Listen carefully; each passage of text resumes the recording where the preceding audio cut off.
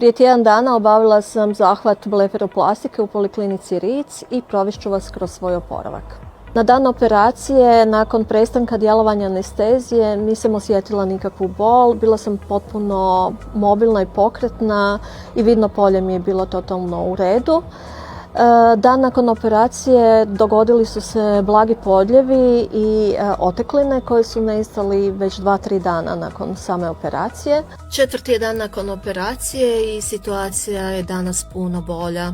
Sa ovih šavova su totalno otpale ove krastice. Na ovom oku su još uvijek prisutni ovi mali hematomčići, ali evo, ništa strašno, ništa što me može omesti da danas normalno izađem van, da odem na posao i da se družim sa sebi dragim ljudima. 7 dana nakon operacije skinula sam šavove, jako sam se bojala toga, čak i više nego same operacije.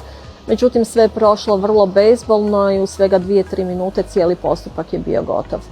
Zahvaljujem doktorici Lijani Ritz i cijeloj Poliklinici doktorice Ritz na ovom za mene vrlo pozitivnom iskustvu. Preporučila bi svima ovaj zahvat, nemojte kao ja čekati godinama.